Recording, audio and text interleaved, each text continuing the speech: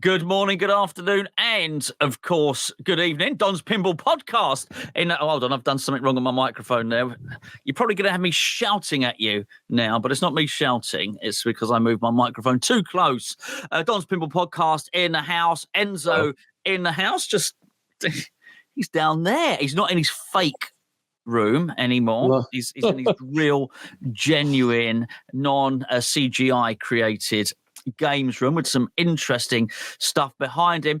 We're going to ditch you for a second, Enzo, because I want to give a really warm welcome to Don, who I was just saying he gets me through long car journeys. I'm not a great driver. Well, I'm an excellent driver. I just don't like it. I'm Lewis Hamilton behind the wheel, but I get bored. So anything more than 20 minutes, it's tedious. I hate driving. This guy gets me through long journeys on Don's Pinball Podcast. You all know what it is, but if you don't, the link will be in the description below. Since he popped up on the scene, he's been a great supporter of this channel. Always says nice things. Don, welcome, my friend. Hello, thank you, sir. Good afternoon, good evening, good day. I'm glad I'm here. Yeah, no, we're pleased to have you, mate. Well, obviously we've seen you before. We're making a big announcement, but nonetheless, it's nice to have you in the flesh, so to speak, with all those magnificent games behind you. Hashtag blessed, man. What can I say? Pinball, man. Yeah, how's the podcast been going? Great, yeah. I hardly miss a week at all. I do 2 to 3 podcasts a week, and it's expanding. Doing YouTube content now, live stream gameplay footage. Merchandising. It's all fun. I got a 3D modeling lab now. I'm starting the homebrew section. So I don't know. I'm just trying to get my fingers into everything I can. Yeah, that's a bad turn of phrase, to be honest with you. But yeah, it's excellent, and it's been heavily noted. You've been, I noticed on your podcast, so you create your own sort of. I used to do it myself. I used to get the airbrushing done. I used to get the mods done, but I tended not to move them on. Really, I tended to sort of keep them. But your sort of your own modification premiums, your sort of premiums, which you do pimp up to be limited editions, have become quite sought after, haven't they? Yeah, you're talking about the Don Coast Customs line, right? That's what I'm saying. Yeah, so I can't stop myself, man. I want to powder coat these things, make them look as cool as they can. And then that makes it a little easier to move it on when something new comes out. But now I'm getting, more interest than I have games worth. So for X-Men, I've actually purchased 3 of them I've ordered. Yeah. And then I've got the LE nearly done here. That'll be going out soon. And then the premiums will start arriving for their powder coating and their wonkification that I'm going to do. And yeah, it's just grown out of people emailing me and saying, can you do one of those for me? Somebody just sent me a bunch of parts to go powder coat for them. So it's like happening whether I want to or not. Yeah, I almost crashed when I heard that you were buying 2 premiums and an LE when I was listening to your podcast. No, but honestly, fair play to you. I'm going to ask you this question now before we bring Enzo in. What are you? I mean, I'm seeing lots of games there. What are you? What's the favorite at the moment? You've got to pick one. No, trying to be kind. What's your favorite game? What's your favorite child? So, it changes, right? So I go through phases, and currently it's the WWE limited edition WrestleMania that I'm enjoying, brother. Right over there. It's gold. It's got Hulk Hogan's signature on it. It's modded out. It's got a real brass wrestling bell that I've installed in the cabinet. So when the knocker goes off, you get the actual ring bell. And I put it up last night. Just fantastic time on there. Have you seen the Mr. McMahon thing on Netflix? Have you seen it? No, not yet. I want to remember the good times. Well, you've got a bit of that and a bit of bad times. What about you, Enzo? What have you been? What bell have you been dinging? I've been spending a lot of time with Lord of the Rings now that it's finished and restored and everything, and it's quite captivating. It keeps you coming back. You want to keep pulling the twanger. And I restored and done up a Stern Avatar that I'm spending a lot of time with. I think I mentioned that last time. And Jaws, man. Jaws code, the code dropped today. It's so good. Oh, did it? Oh, okay. New code dropped today. Really good. Challenging, but, man, it just keeps getting better. Guys, I've got to go. I've just realised I've got something to do. I didn't know. Yeah. I know. You're such a busy man. I'll try and keep you updated. I forgot to tell you, actually. That's my fault. No, I would have noticed at some point today. I have actually been on the forum today, on the UK forum, which is Pinball Info, because funnily enough, somebody is actually selling an avatar, a Stern avatar on there today. I've got to tell you, the second-hand market is flooded over here at the moment. There are far more games than can possibly be sold. What's it like over in the US at the moment with the second-hand game market, Dom? I don't know if it's more than can be sold, but there's definitely a lot of movement out there. Man, if you want a Metallica, they'll spike one system and you come and get them, dude. There's by the shovelfuls. I've heard we were trying to offload Rush Pros cheap in Australia. It's crazy. Enzo, same over there? Yeah, man, the market's definitely flooded. I just missed out on a WrestleMania LE. For some reason, my notifications on Marketplace were turned off. And it's escaped me. But yeah, anything you want really, you can get now. Metallica, the original ones are out there. Couple really, and the prices are dropping. Like the Attack from Mars remakes used to be around 20 grand. I saw one today for 16 Australian dollars, obviously. So it is pretty flooded. It's tough times. What's his name? One of my favorite wrestlers, Mr. Rhodes. Dusty Rhodes used to say, "Hard times, baby, hard times," and that sounds like I think that's a modern wrestler, isn't it? No, well, that's Cody Rhodes. His son is the current one, but his favorite saying was "hard times," and at the moment, everyone's feeling it. There's no doubt about it. Yeah, absolutely. I do feel a little bit bad, because it's true. Even I'm tightening the belt, but it just looks. I think it looks. It looks a bit contradictory when you're sat in front of well, that's true. I absolutely know what you mean. Yeah, well, for me, nothing has changed. It has been I've been playing Jaws, and then I've been playing some more Jaws, and then some more Jaws, and then basically going and playing Avatar JJP, which my daughter, funny enough, my daughter's been playing a lot of that. And I've actually started recording on the videos on it today to get some Avatar content out on there, which is one of the other reasons why I've been very busy. But Jaws is a hard game to not press that start button again on, and now you've told me there's another code. I think I might have to put one of those sort of, when like construction workers tape off areas with the yellow and the black tape. I think I might have to tape that doorway up to stop myself, ban myself from going in there and playing Jaws. But I am going to order because I've got the premium. I'm going to order the back glass for the Pro. That's definitely happening. I've got a ton of mods which have been delivered. I've got some more mods coming for Jaws, and then some more mods coming. If I'm honest, I started buying Jaws mods before I even had a Jaws game. But anyway, we're not going to talk about that I can appreciate anymore. That. Yeah, well, we're all addicts. We're all pinball addicts. We're going to talk, because I put it in. I'll put it in the title by the time you watch this. So the least we can do is talk about it. We've had was the Chicago Expo, wasn't it? Yeah, Chicago Pinball Expo, Schaumburg, Illinois, last weekend. Still trying to recover my voice from it. My God, man, everything was there. Everybody was there. Did you have a stall there, Dom? I did not this time. No. You had one at Texas, though, didn't you? I had one at Texas. Yeah. No, having the stall is really a way to just put your ice chest on the show floor and have a place to crash and put your purse and your purchases and things. But this time I was free to roam, man, wherever I may roam. So that was good for me. So, well, I think the big question. Let's not string it out. What game impressed you most from that show?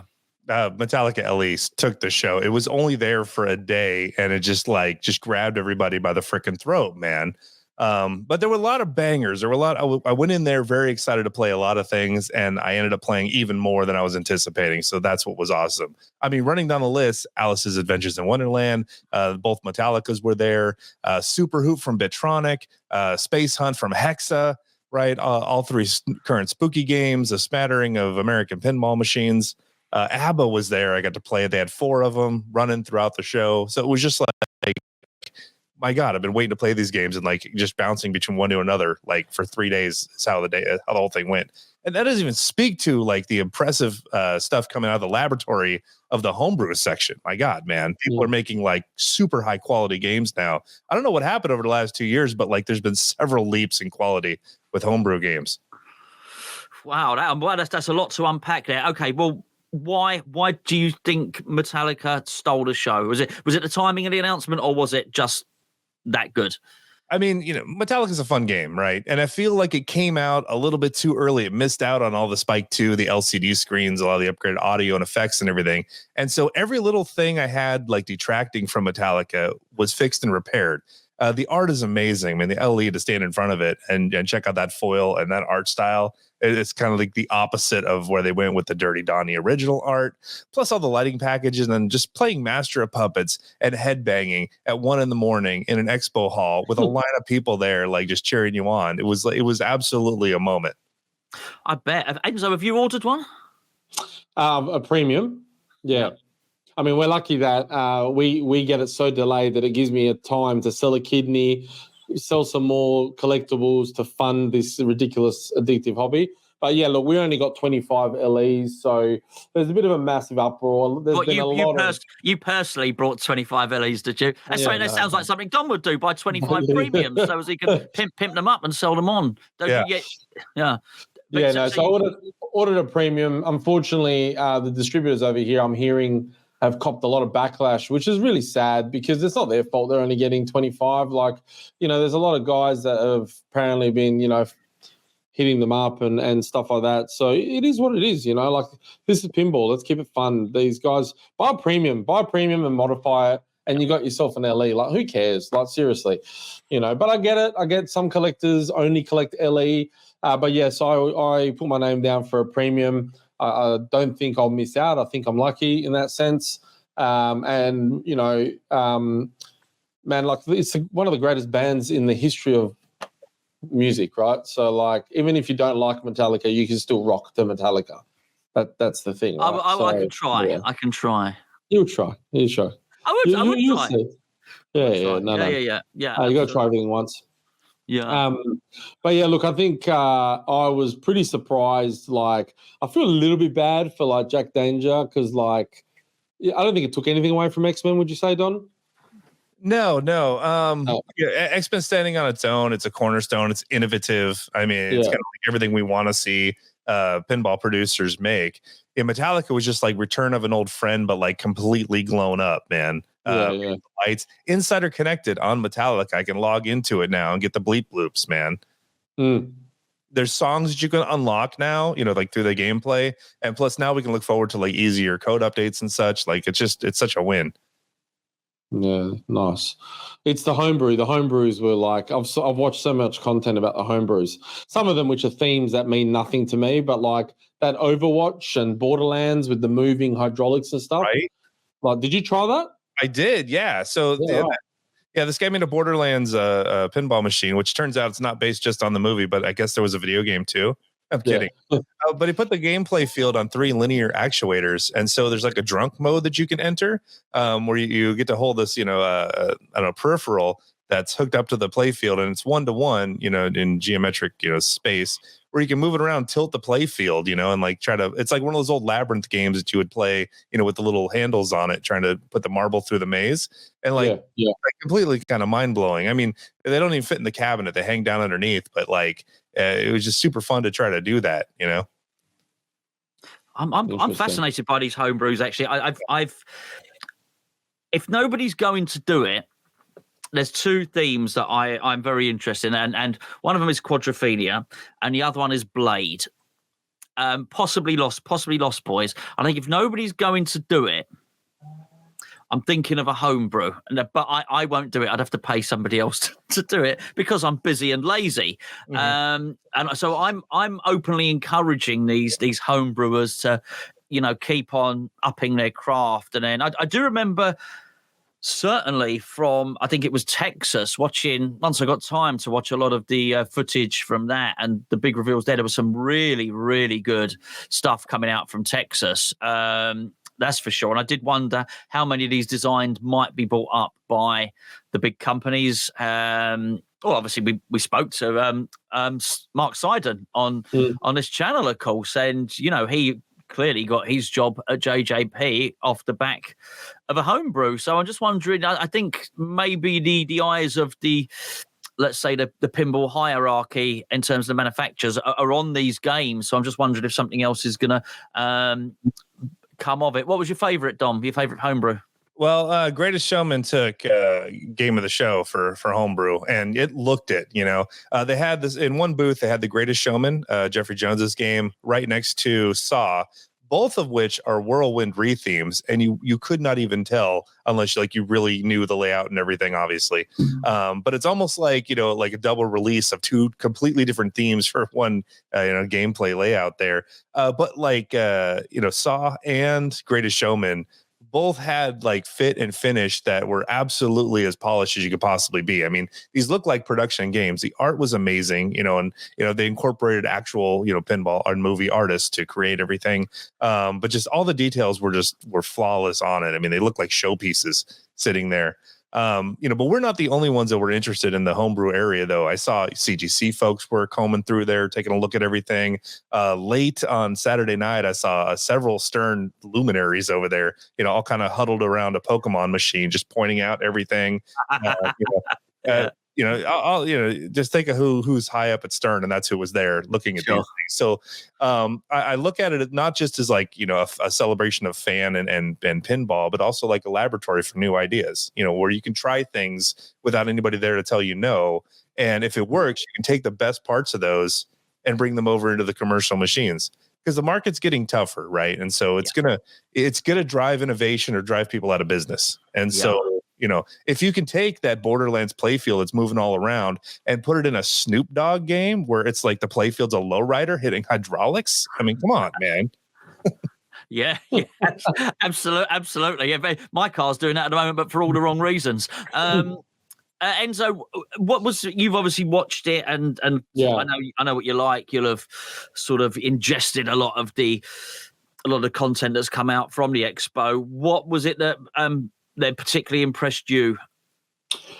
Across, if we're talking homebrew, Tony Hawk, the Tony Hawk game was phenomenal, and I think it probably got the most discussion apart from obviously Metallica and X-Men, right? I think Tony Hawk got more content than what Avatar did, to be honest. It was an impressive machine with impressive, it was based on the PlayStation game. They had interesting shots. The first one I used to play years ago. Yeah, well, this was based on number 1 and 2. It had the characters you could choose. The graphics were 16-bit and 32-bit, and it was really captivating. That Harry Potter. As well, that Harry Potter's got 80 mechs in it or something. 81 toils, yeah, ridiculous. When the homebrews are really captivating the market and getting you really Alice doesn't interest me at all. I think it's pretty and everything, but I've watched multiple people play. I watched the guy that was moving around the expo he was walking with a rig the whole time. I always forget his name. He's got a European accent. Is a DRI guy, yeah. Yeah, that's it. Yeah. And he went back a second time and still, couldn't get up to the top. And then when people were getting up to the top, they were struggling. And so it's not for me, but the queues for Alice were what are you saying? People were trying and failing to get to the upper playfield. Yeah, a lot of people I spoke to never got up to the top. It's really? so frustrating. I played the game several times, and all I wanted to do was get up there and see what it was like, and there just wasn't a way to do it. What's the shot? What's the shot meant to be that takes you up there? So you have to actually get into a VUC and get shot up there. A diverter has to open to let you in there. And talking to the guy a couple of times, there's 2 modes that will allow you to get to the upper playfield. There's the Knight of Knaves or whatever, or Knave of Hearts mode, and then Painting the Roses Red. Once you finish that, I guess it allows you to get up there. So I wasn't able to get up there and play it, and that's all I wanted to do. It was so frustrating. I had Knave of Hearts selected, and I couldn't get in the scoop to start it, and then my ball bounced into a pop bumper, which randomizes which mode starts, and then it was over. And it's dang it! I just want to try this out, man. Why couldn't you have made it where one of the ramps you could just get up there if you just want to go try it out? Yeah, I mean, pinball's a funny thing like that. I just thinking about the avatar on here. So you've got the little mini playfield. And I've very much wanted to get down to that mini playfield, and then you play it, and then you play it again, you play it again. And after 30 games, I'm thinking, okay, I don't want it to go down there anymore. now stop. It's spoiling the flow of the game, So I think there's a funny one with upper playfield. Sometimes they serve. I think they serve a real purpose. Whitewater, maybe. We've all got our own ideas. Jaws, I'm loving that upper playfield on Jaws. Actually, it works. It's really cool. But I think other times there's a bit of an inconvenience. But you certainly want to get up there to sample it. If you can't even test out if it's any good or not, that's no good. So did that not do so well at the expo then, Alice? Right. I mean, of course, the first day it was the longest lines there. They had 2 games. By day 2, they'd brought in their third, and then Metallica was there, and nobody seemed to care much about Alice anymore. Lines were about five deep the whole time. And look, the game's amazing. Like everything that Davey Stumbler did is top notch, incredible. Like the individual addressable LEDs on the side rails, phenomenal. Oh yeah, everything Lior sculpted in there looks amazing. Gameplay wise, it's okay. I mean, the shots are makeable. Nothing's frustrating there. They had to turn down the coil on the scoop eject, so it's kind of like just like put your ball out there. It doesn't shoot back, which was a little frustrating. I compared it to a low flow toilet because it's like, okay, it works, but it's like no power behind it, you know. But just little things like I couldn't get up to the play field. The call outs are strange. You know, the jackpot Alice call out's creepy. But the game plays okay. It's a fine game.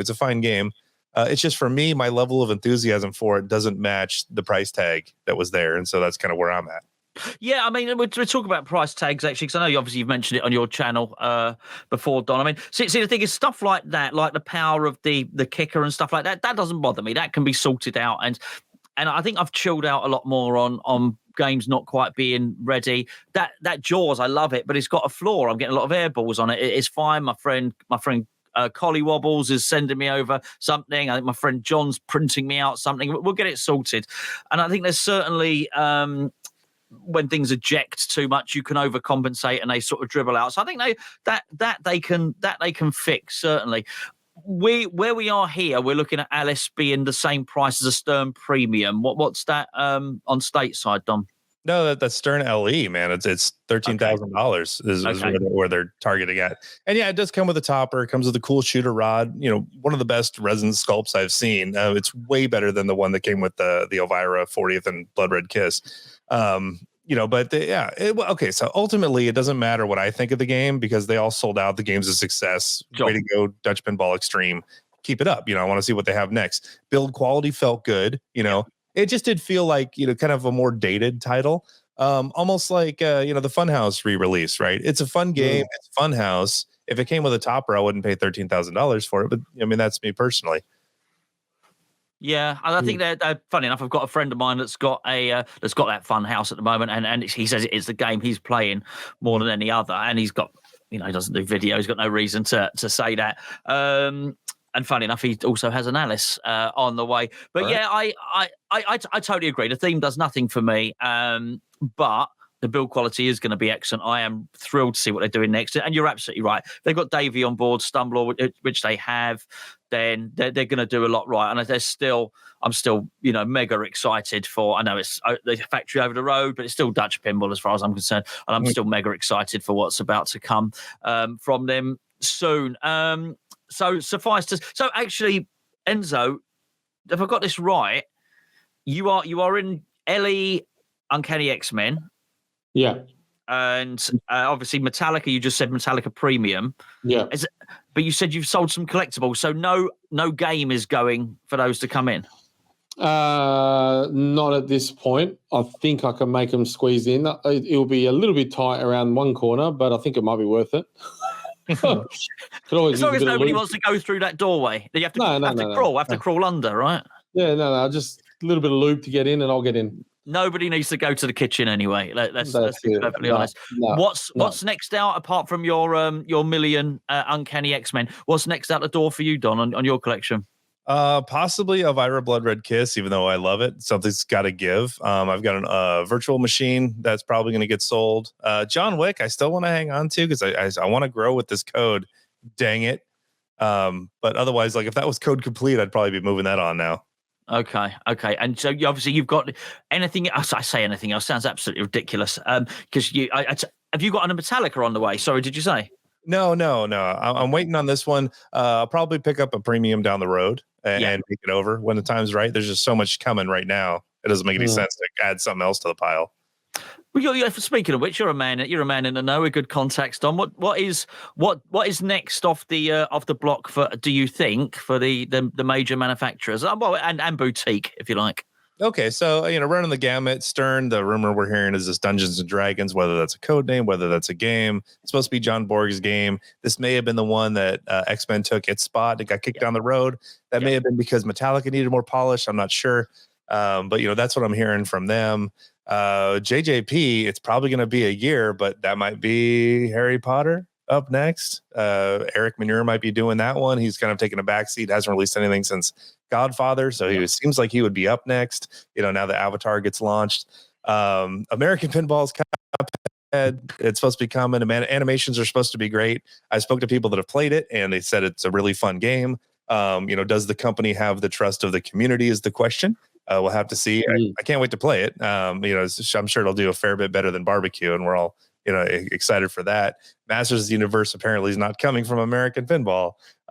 Sounds like at one point they had the license, and then for reasons it slipped away. They missed a deadline, decided to go another direction. So that may actually be kind of a free agent that anybody could come and pick up. Boutique wise, Spooky Pinball's got something coming in December. I can't speculate too much more about that, but it's but you're not saying. People that have played it really enjoyed it and can't wait to play it again. And it's loaded apparently, right? People loaded. So Spooky's a company that listens to us and does their level best to build what we want to buy, right? Yeah. And they tend to go with themes for their projects. They wanted to make the flowiest game they could for TCM and Looney Tunes, and I think they did that. Oh yeah. And now they're hearing that everybody wants mechanisms and things that interact with the ball in their games, and they're like, all right, let's go. So can't wait to get the reveal for that. Yeah, but they're great. They're great guys. They just I was speaking to them recently, and they said, if you need to speak to anybody over at the weekends, then just use this other email. And they carried on just replying to me from their personal emails over the weekend. I'm thinking, are you guys not going to have a weekend and take time off?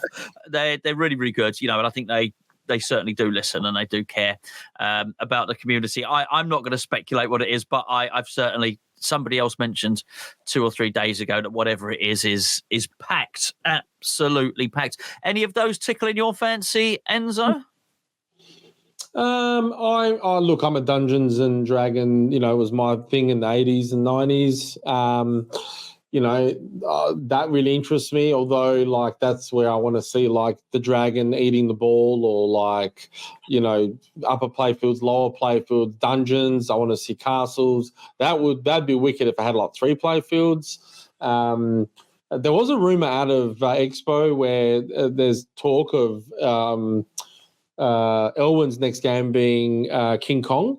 So that's really kind of going around, because we all know Gary Stern's been trying to really get that made since the 90s. And obviously he did Godzilla and Kong versus Zilla. And do you think it would be an old, like the old black and white Kong? Is that what you're looking at?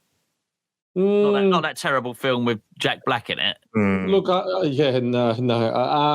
Who knows? I mean, it'd be cool if it was the modern Kong, because I love Godzilla, but sometimes the video clips of the old puppet Kong flying, Godzilla flying, is a bit weird. That stuff. That's good. That's really good. I never watched Godzilla, but it's so bad it's good. Yeah. So look, Dungeons and Dragons for sure. I know people are going to say it's because I'm a Stern fanboy, but that I'm really you are a Stern fanboy. Yeah. Okay. I've got a Stern tattoo on my ass, but anyway. Do you want to see? Not again. Not again. No, not again. Look, Spooky have always captivated me because my friend Shane's got a couple of them, and their games are packed, right? Scooby-Doo's awesome. There was a software update recently with new wizard mode and other bits and bobs. So, I think Spooky are really passionate, and, they're growing so fast. But yeah, yeah, I don't know. JJP, I struggle a little bit to connect with their machines. Apart, Elton John was great, don't get me wrong. Mm-hmm. But, I'm a sucker for Stern Avatar, so maybe I'm biased. But, yeah, look, and, if any of these bloody homebrews get picked up, then fantastic. But, yeah, definitely Dungeons & Dragons the most, I reckon.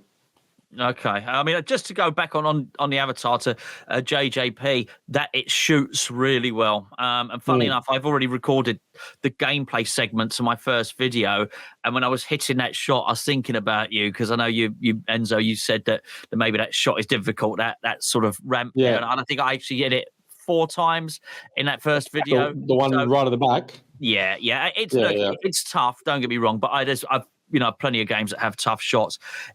I don't have any problem with the way it shoots. It shoots really, really well, and the orbits again feel really good. The issue is how overwhelming I'm finding the code and the rules, because I don't understand the world, as I've mentioned before. So there's a lot of complicated names to learn. So I think when it's saying to do things, you do find yourself searching around. So I'm quite sure there's a good game in there, if and when it becomes intuitive. I do want to touch on Scooby-Doo actually, because I'm seeing it there. Behind Dom, and I always do that. It's always, so it's just so people know, when you're filming a video, a lot of the time it's in reverse, but sometimes you go on different streams and it's not. So I really should know that my sign is over there, but it does get whatever Gollum's over there, but it does get confusing. Just so as everybody knows. The screamer dance, yeah, absolutely, yeah. So. Scooby-Doo. I was lucky enough to have one here, and I would say I think people fell out of love with that quite quickly. I think people got it. A lot of people fell out of love with it.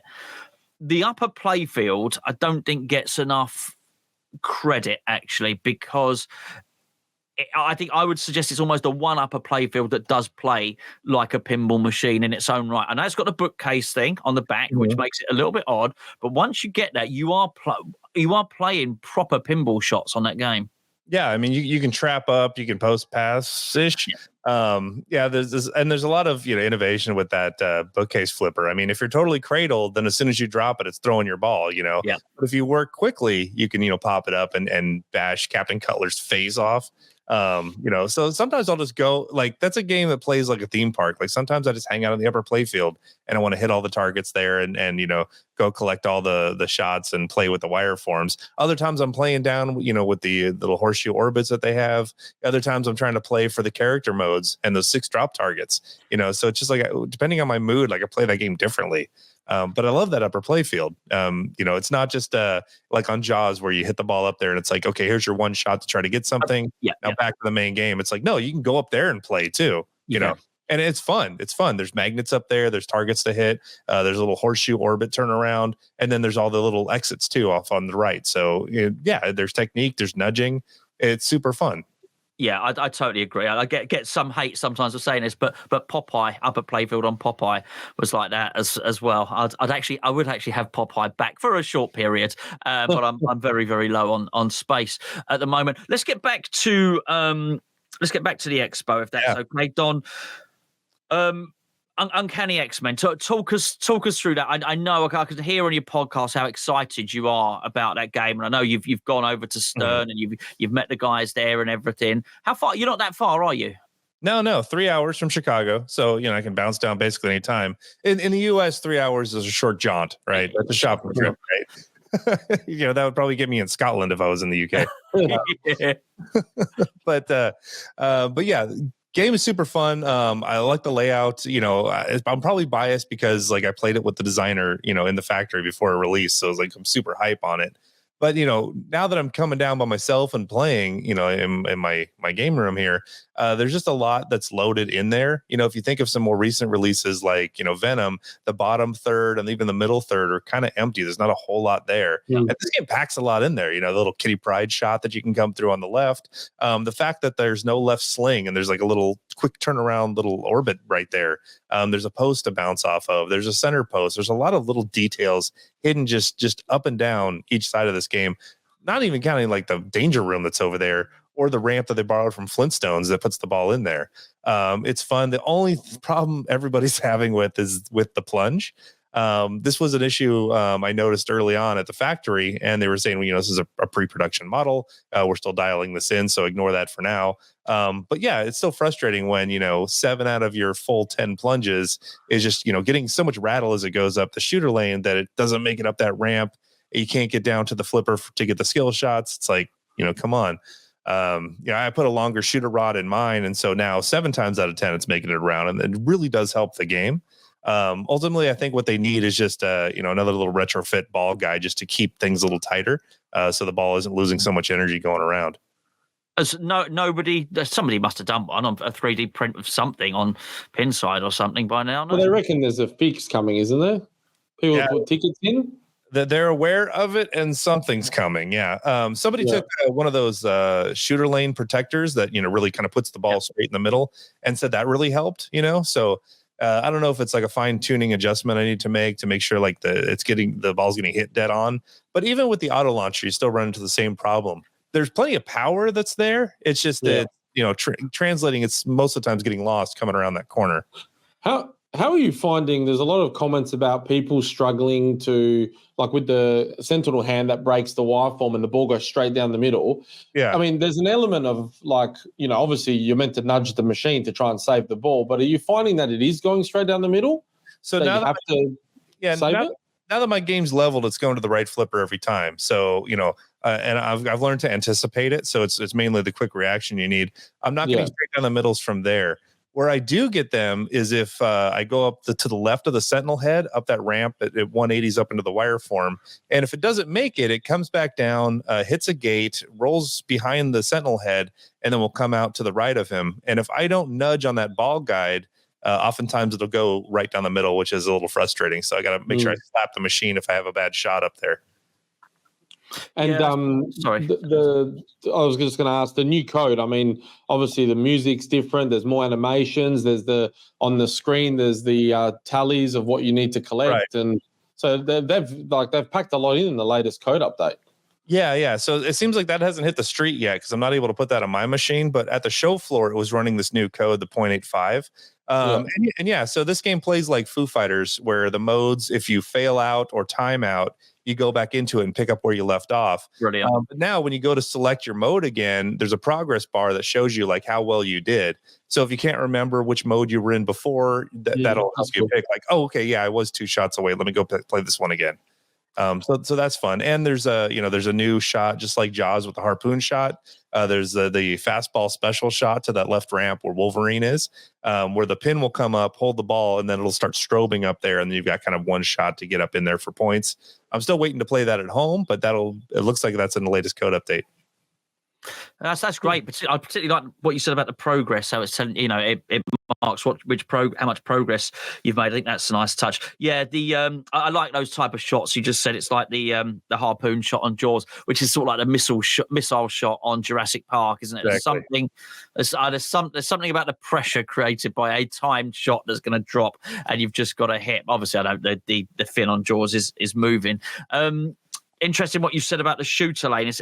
That is interesting because it's that plunge floor is the one reason. I know you like it, and funny enough, you've got the comic version behind you there, and so it's one reason I don't have a Star Wars. I would love a Star Wars, but I have had games where it's just I've lost complete games on the plunge. That one's working okay, is it, Enzo? Never had an issue. Really? Never had an issue. So I mean, like Don said, something interesting, right? Dude, is like, are these some people's machines? I mean, obviously, Gonzo, you know what you're doing, but some people's machines are either not level left and right. They're too steep, or like they're not cleaned, or I don't know. Like there are so many variables there that's why sometimes I had this conversation with George Gomez before we started that interview, where it's even though like only 30% of their machines are going on site. Those games are the ones that are trying to pull new people into the hobby, right? And unfortunately, a lot of these places that have machines aren't maintaining them. The machines are not enjoyable. Kids are walking up to it going, oh, that was crap. I just wasted $3 in 10 seconds. And then they're cursing on pinball, right? So I think there's a lot of variables there that, unless they're dedicated pinball arcades, those machines are going to be perfect all the time. But I think like with Star Wars, I've played 3 and they were at collectors' houses and they all never missed a beat, right? So I don't know if that has something to do with what's going on with them. I don't know, but yeah, no, I mean, never done it for me. Yeah, I mean, it's a regular floor because there's a big thread on it. On yeah, I know, right? Yeah, so yeah. I mean, unless it's a later run or something, I don't know what it is, but yeah, never noticed. Yeah, I love the game. It's quite funny because it made me think about what you said with regard to dedicated pinball locations, and we've got one down in Bournemouth on the south coast, and it's not a pinball, it's an arcade. It's got it's got all the stuff on there, just arcade machines and lots of all the Raw Thrill stuffs in there, and they had 3 games in there. And funny enough, they had a Deadpool, they had a Jurassic Park, but they also had an old creature from the Black Lagoon. And the creature from the Black Lagoon, the right flipper just wasn't working, but the machine was still switched on and still would have taken people's money. At the Jurassic Park, the ball was stuck, and it was stuck just behind the Raptor, and it was just sat up there. And so I went back and I said, look, just to let you know, the ball is stuck there. They said, we'll wait for the maintenance guy to come and sort that out next week. I said, next week? I said, but you just take. They said, no, we don't know how. And I said, well, I'll do it for you now if you like. I'll right now. They said, oh no, we can't let you do that. I said, no, seriously, I don't. Just give me the keys to that coin door. You can watch me do it. I'll slide the glass down. I said, and then that's back up earning money. No, I don't. No, we can't do that. We can't let you do that. So yeah, arcades are funny places. You go out on location quite a lot though, don't you, Don? Yeah. Actually, to add to that, there's a themed pizza place down in Wisconsin Dells, and they had a Munsters Pro that I would go down and play before I got mine. And for about 6 months, the Grandpa Munster plastic was sitting in the in lane, just laying right there, like it had fallen out, wedged right there. And nobody was taking care of this game. So it was so frustrating because every time the ball would come down and we get hung up on a plastic, you'd have to shake the crap out of the machine to keep playing. Like, my God. Yeah. So I see some of these games and I've seen a Transformers from Stern that has so much grime in it, you could not read an insert at all. And it's like, I know if you just wipe this thing down, it would look brand new again. Like, who's putting these things on location? Just like, I don't need money. We'll just leave it there. If only everyone looked after the machines like Mr. Rob, because Rob is like the biggest. He's the one that organizes the Chicago Expo, right? They're predominantly all his machines, aren't they? Mr. Burke, yeah, it seems like names on everything. Yeah, like he's just so like passionate and everything's meticulous. Everything's like there are some of those machines that were on free play at the expo. There were some awesome ones I've never seen. Plus, there was a lot of machines from Australia as well. Like they were all like some of the machines were obviously from the 70s and whatnot. They were immaculate, like just absolutely immaculate. Did you have a chance to like go through them all? Man, it's like the thing I have the least amount of time for is actually playing pinball at these pinball expos, just going from like conversation to conversation. Yeah. I did see a lot of the games for the first time. I mentioned the Bitronics earlier. I saw an Empire Strikes Back, that Australian machine was unlicensed. Now it was over the auction area, so I didn't get to go over and play it, but like I got to go see it. So like, that was fun. But yeah, I mean, Expo's great. Mr. Burke brings all of his games in. He's got the Guinness record of the most pinball machines operating ever with like 1,000 at his home arcade. But it was cool to like walk up and down and be like, here's a Dolly Parton that's playing flawlessly. It looks like it's straight out of the 70s. Like, let's go. Yeah. So it's so impressive. Yeah, I just resonate. What Don said there just resonates with me. I think the last Pinfest didn't count because actually I had a crash on the way there, so that sort of wrote the whole event off. Not for everybody else, but for me. The year before, I looked back on it. I think I'd spent 4 days there and played 3 games of pinball, something like that. There was a lot of drinking got done. There was a lot of talking, it was just mostly talking about pinball. In fact, I think I sang more karaoke than I did played. I would have paid to see that. Nobody paid to see that. People ask for refunds on their Pinfest tickets.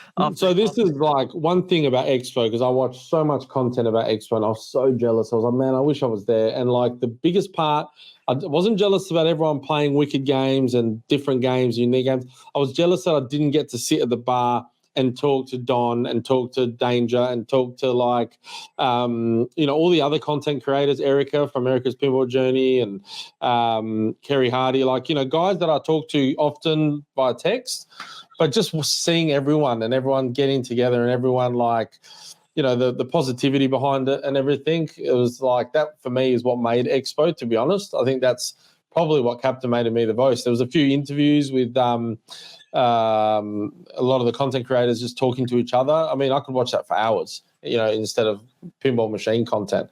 So that to me, I was so jealous, Don. I think you were having beers with some interesting crew, that's for sure. Absolutely, yeah. The after hours, dinner parties and things that we had. There's always like a hotel room party going on where somebody brings in some machines to their own hotel room, and it's nuts up there. It's just legendary. And it was 3 days, and it was gone in a flash. It was amazing, and my voice was gone as well. Your feet. Yeah. Feet are definitely cows are mooing, I guess, as I say.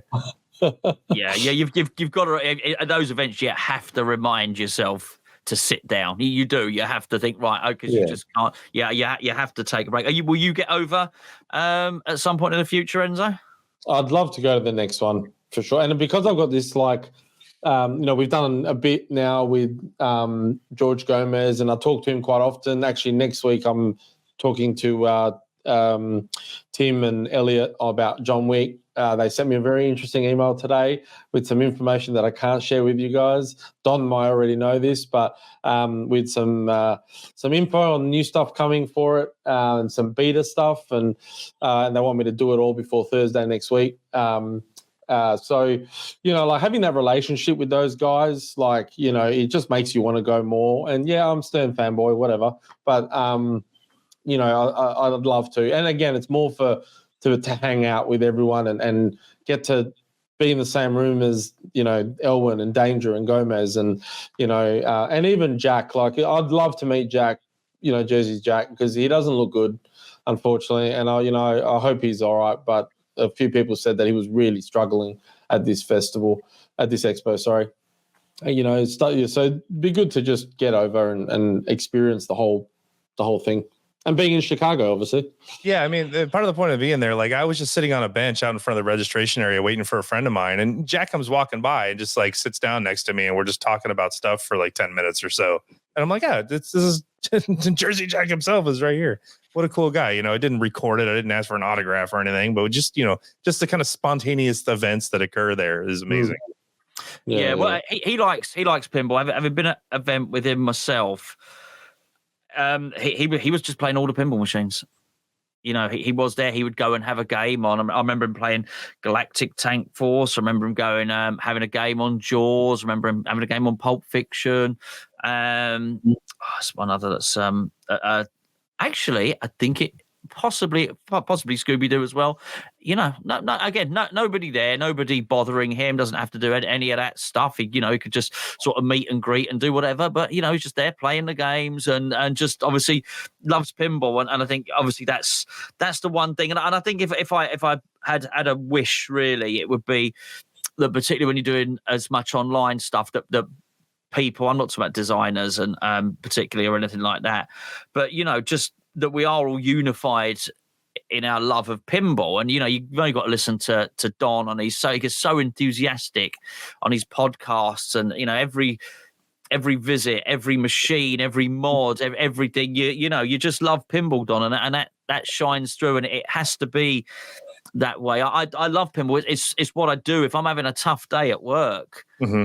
Actually, I could be working here. Right, that's it. I'm going to shut it down. I'm going to walk in there. I'm going to walk in the house. I'm going to make myself a drink, and I'm just going to play some pinball, and everything else goes off. And it's you have so much fun. And I remember I was having a really terrible day at work about a week or so ago. And I spoke to my girlfriend later on in the day, and she said, "Hey, how you doing? Is everything okay?" I said, "Actually, that's really cool." She said, "Oh, you were stressed earlier." I said, "No, I just had this really good game on Jaws." I said, I got a Mako shark. I almost got the next one. And she said, "Oh, you do sound more chirpy." And I was, because pinball had given me that uplift, which are certainly, I'm very, very grateful for. What are your plans, Don, for the next few months in terms of your channel and just your own pinball journey? I'm just going to get caught up on 10 different projects that I have in motion right now. I got my homebrew wired up, so it's got power now. So I'm going to get flippers working, and that's going to be incredible. Pinball at the Beach is coming up in St. Petersburg, Florida in early February. That'll be the first public debut of Spooky's new game. Although I think we'll see a reveal here in about 6 weeks or so. And so and then TPF starts in March, and then we just do this whole thing again, and then the year is off. So that's kind of where I'm looking at. Oh, well, brilliant. Listen, you do a great job. What about yourself, Enzo? Anything planned pinball-wise for the next couple of weeks? No, we've got a league starting up here, which is pretty cool because, we've only got one place to really play pinball here that's not at home. We've got our pinball collective thing that we started recently. You can see I'm doing the dance as well. That is in January. And then we have our pinball festival over here, which is early March, which is pretty big. They have 100 plus machines. It's not one of those expos where the brands, like Stern and JJP come direct. It's more the distributors have their products there. But, for us, it's a big deal. So, yeah, I mean, hopefully we can all do something together around that. But, look, I think just keep playing pinball. Yeah, absolutely. Do you think and listening to Don in the mornings, because I find his voice very therapeutic. You need to bottle that shit up. Absolutely. Yeah, well, that's the right time to listen to it. You don't want to listen to therapeutic stuff late at night because that's not the time to do it. Do you think pinball? Actually, Don, I'm going to ask you in a second. I want to give you a moment. I don't want to hit you with it. So whilst I ask Enzo this, I'm going to ask you two questions. I'm going to ask you: Is pinball growing in the US? But I also want to ask you to take a couple of seconds to think about this. Your favourite shot in pinball. So think about that for a second. Enzo, do you get the impression in Australia that pinball's growing? Look, I do, and I think it's also because when we hold these events, new events, we see new faces. Not many, like 5-6 new faces, but we're lucky here because we've got a family that have a lot of games on location, and there's always in a big arcade, and there'll be parties being held and stuff, and there's a lot of pinball machines in one area, and they look really captivating when there's so many of them lined up, and it pulls a lot of people in. So yeah, look, I think you always hear people go, "Is pinball still a thing?" Right? They all say the same thing. I can't believe pinball's still a thing, right? So yeah, look, it is growing for sure.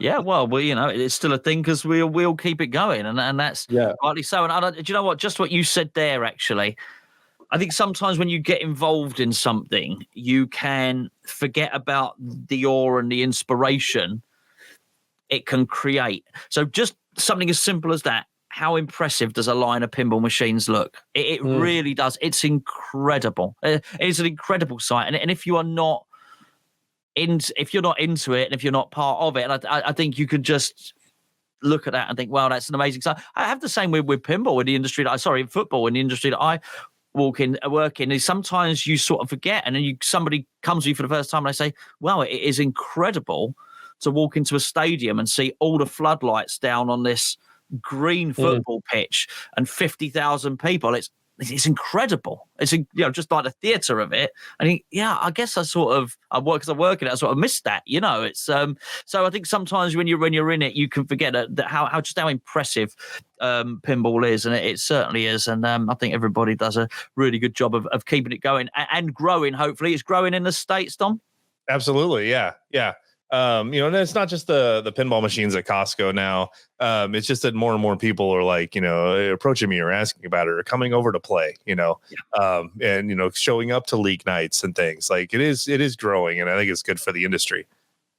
Okay, and your favorite pinball shot? So, honorable mention to the mode start scoop on Pulp Fiction. I mean, there's not a time that you get the ball actually up in there that you're not extremely happy. But other than that, really any orbit that I make where you have to shoot through pop bumpers and just navigate them and don't even hit them, it feels great every time. Rush does that. Kiss does that. And Iron Maiden. Anytime you could just navigate right through those pop bumpers and hit that, it's that felt good. Clean shot. Love it. I agree. I play a lot of Whitewater, and I think when I get to the part where it's because you can sort of avoid it for most of the game in Whitewater, realistically, but it's going to come a point where you have to do it. I think, okay. I've been putting it off. It's a bit like it's it's a bit like when I'm eating my roast dinner and there's the vegetables there. I sort of put them off until the end. I've got to eat those guys now. I put it off. I put off that shot through the pop bumpers. You're right. Yeah. But there's other games. Remember Aerosmith? You're not getting away with that. You're going to have to do it repeatedly throughout the game and the modes. I put it off for as long as possible. They are tough, but very, very rewarding. Don, will you do us a favour of next time there's a big release? Will you come on and share your sage wisdom with us on this channel, please? Absolutely. And I'll make sure I do it in my pillow talk voice for Enzo in the morning. And wear pants. Make sure you're wearing pants, though. Nobody would know if he wasn't. Just like now, we'll leave that to your imagination. Don, thank you so much for joining us. Really appreciate it. Enzo, thank you so much for doing all the legwork and messaging everybody. I'm hard to pin down sometimes. And for everybody else that's watching, hopefully you enjoyed this particular episode, enjoyed the company of Enzo and Don, and we'll catch you next time.